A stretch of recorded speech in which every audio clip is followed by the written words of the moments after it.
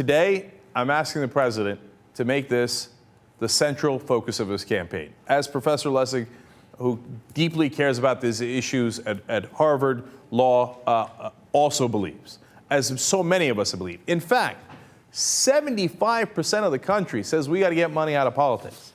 Let me give you the exact number. Campaign contributions buy results in Congress. That's what 3/4 of the country thinks, that our politicians are bought.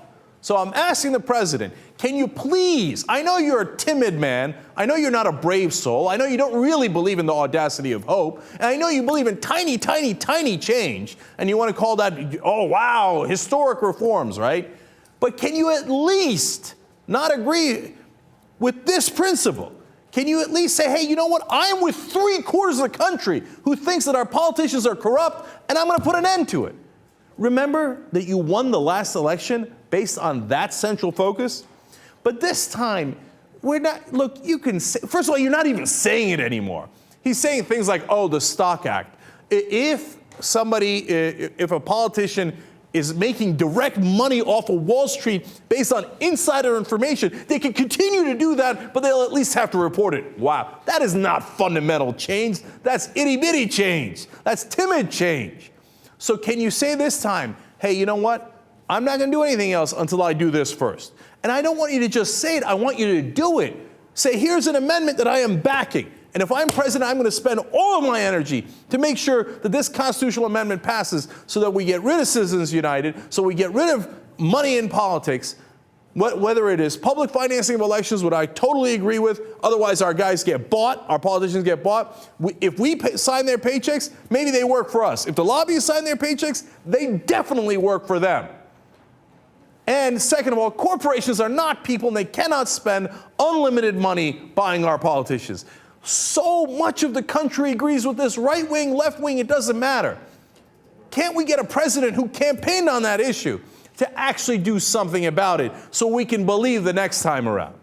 We might be suckers for believing, but at least can you make an effort?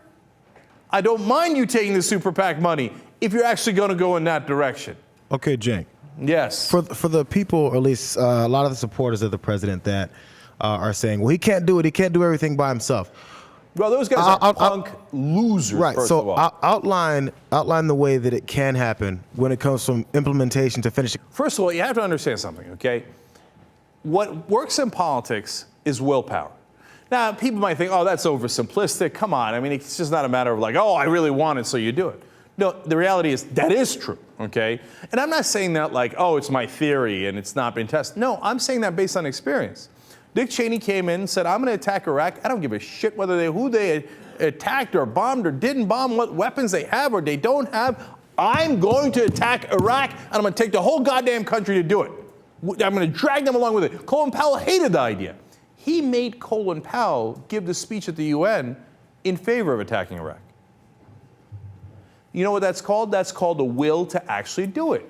So you organize bureaucratically, you organize legislatively, you organize your press attack on it, et cetera. You go forward to do it. Every single thing we've seen in the Bush administration for the first 6 years when Cheney was in fact the president was just this unbelievable laser-like focus to get things done. But to finally answer your actual question of how you would do it. So, first of all, you could do it like we're doing it. We're doing Wolfpack, right? If you can't do it by corrupt Washington, then you go to the state level. Where there's a will, there's a way. You get 2/3 of the states to call for a constitutional convention. Okay, that's our way because we're not in power in Washington. President Obama is in power in Washington. So how would he do it? He'd say, look, here's what I'm going to do. 75% of the American people are on my side. This is the only issue I care about. If I get reelected, it is an absolute, no question about it, 100% mandate to make sure that we get money out of politics. No ands, ifs, or buts. If I get elected, that's the one and only thing that it means. So if you stand in my way, you are going to get pulverized. If 2/3 of Congress doesn't vote for it, I don't care if you're a Republican or a Democrat, we're going to come with a whooping stick for you. And we're going to make sure that every single one of you loses because I have a mandate. I have a 100% mandate to get this thing done. And we're going to get that amendment passed, and then the Supreme Court is going to be irrelevant. We're going to go to the states, and as president, I will go to Connecticut, I will go to Utah, I will go to Montana, I'll go to Texas, I'll go to any state that it takes to make sure that amendment gets passed. Could he do it if he did that? Abso-frickin-lutely. No question he could do it. 3/4 of the American people agree with him. It's an easy way to get re-election, and it's an easy way to actually get it done.